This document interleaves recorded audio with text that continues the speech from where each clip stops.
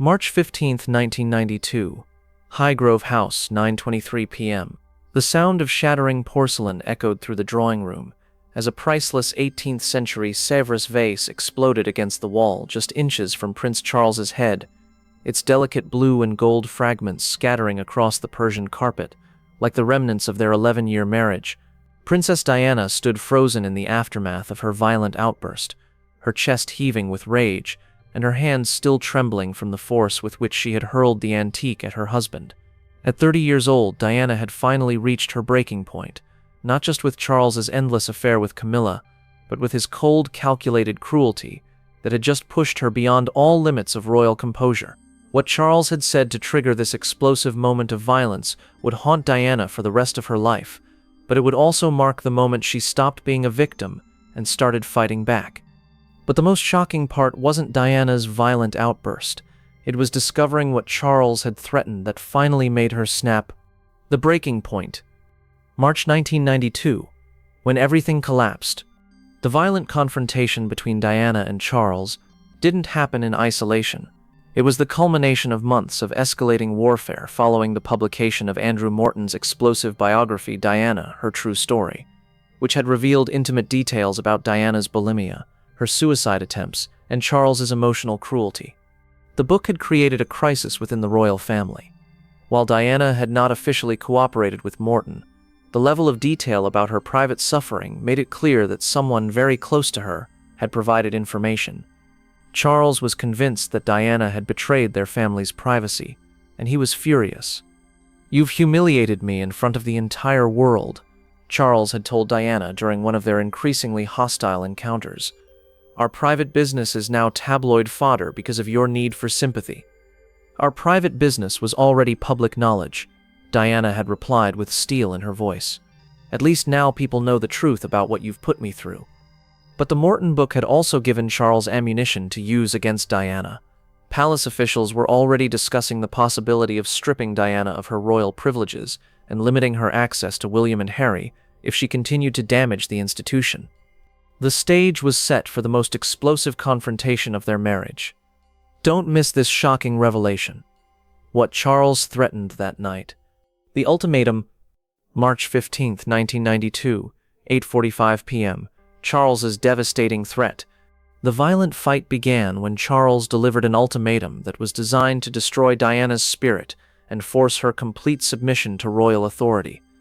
Diana had been in the drawing room at Highgrove, reading bedtime stories to William and Harry over the phone from their location at school, when Charles entered with a folder of official documents, an expression of cold determination.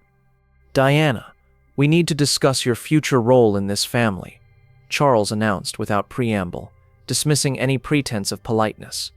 "What do you mean?" Diana asked, though she suspected she already knew. Charles opened the folder and spread several official documents across the coffee table.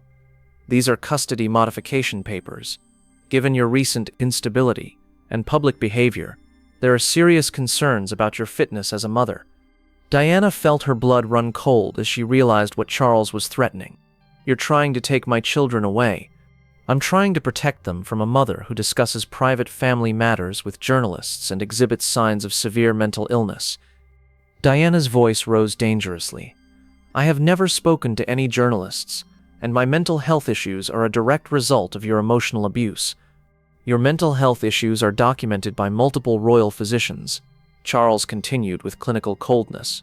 "Your eating disorder, your depression, your suicide attempts, all of this creates an unstable environment for future kings." The specific threats.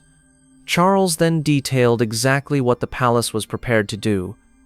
Remove Diana's custody rights and limit her to supervised visitation. Strip her of her royal titles and privileges. Reduce her financial support to basic subsistence levels. Tie-ban her from all royal residences except for brief scheduled visits with the children. Require psychological evaluation and treatment as a condition for any contact with William and Harry. "You have a choice," Charles concluded. "Accept these modifications gracefully and maintain some relationship with your sons, or fight us and lose them completely." You won't believe Diana's initial response. The explosion. Diana's response to Charles's threats revealed a side of her personality that the royal family had never seen, a mother's fierce protectiveness combined with years of suppressed rage. "You think you can threaten my children to control me?" Diana's voice was dangerously quiet, the kind of calm that precedes a violent storm. "I'm not threatening anything. I'm explaining reality. Your behavior has consequences." Diana stood up slowly, her entire body trembling with a fury that had been building for over a decade. "My behavior? Let's talk about your behavior, Charles." "Diana, you're becoming hysterical." "Hysterical?" Diana's scream echoed through Highgrove House with such force that staff members in other rooms stopped what they were doing to listen. "You think I'm hysterical? You want to see hysterical?" What followed was Diana's complete emotional breakdown as years of suppressed pain and rage finally exploded. "You destroyed our marriage before it even began. You never loved me. You used me as a broodmare to produce your heirs while you continued your pathetic affair with that woman." Charles tried to interrupt, but Diana was beyond control now. "And now you want to take my children. The only good things that came from this nightmare marriage. You want to punish them because I won't stay quiet about your cruelty." "Diana, calm down." "No, I will not calm down. I will not be quiet.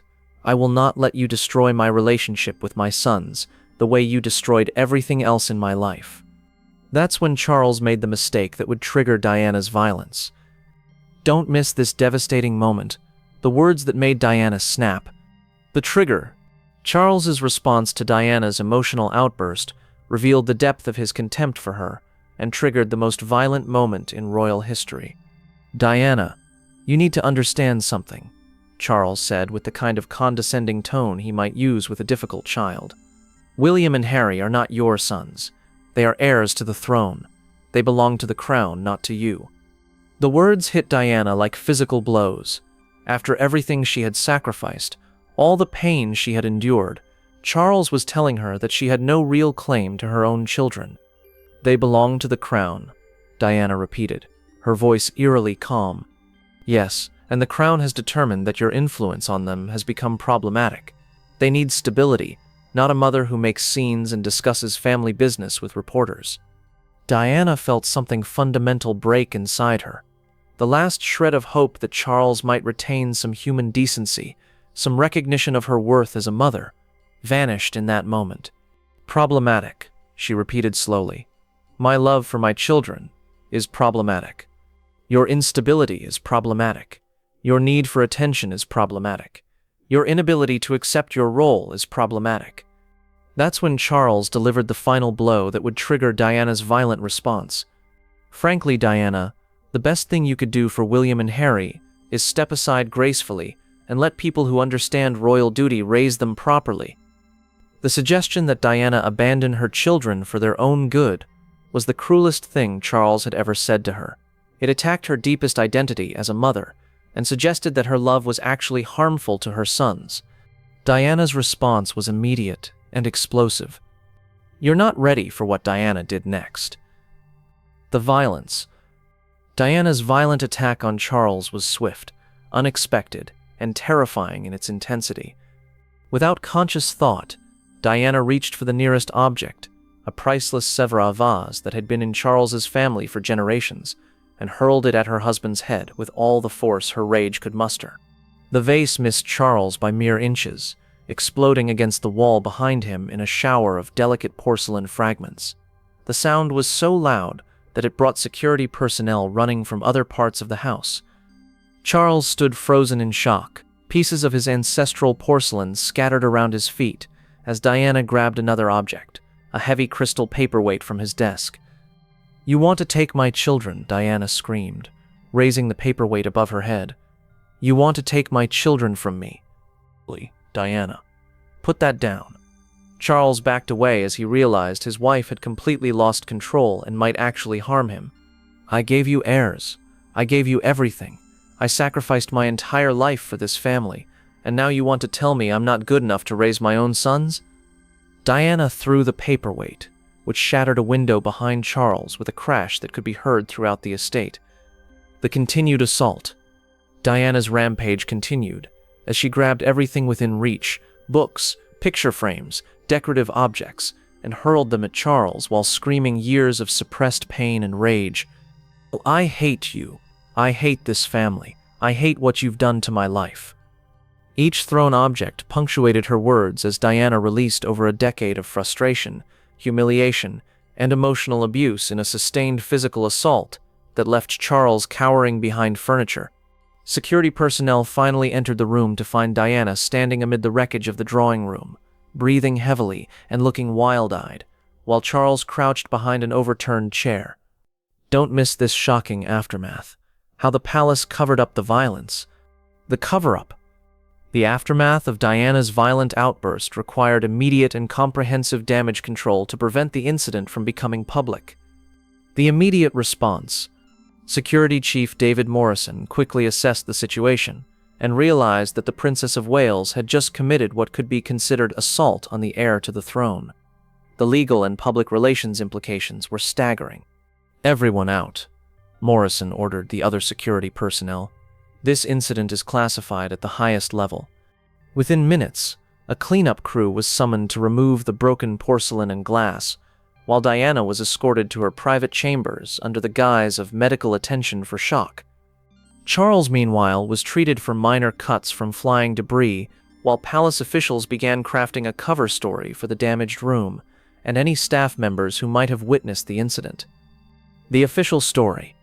The palace explanation for the damage was that a minor accident occurred during routine maintenance, and all affected staff were required to sign comprehensive non-disclosure agreements before receiving generous bonuses for their discretion. The broken vase was officially listed as damaged during transport and quietly removed from the royal collection inventory, while the shattered window was explained as the result of structural settling in the historic building. The medical intervention.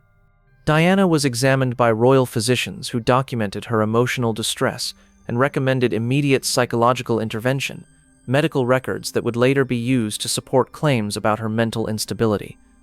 Dr. Peter Wheeler, the royal family's personal physician, noted in his confidential report, HRH Princess of Wales exhibited signs of severe emotional breakdown, including violent behavior toward HRH Prince of Wales. Recommend immediate psychiatric evaluation and possible medication. You won't believe how this fight changed their relationship forever. The transformation.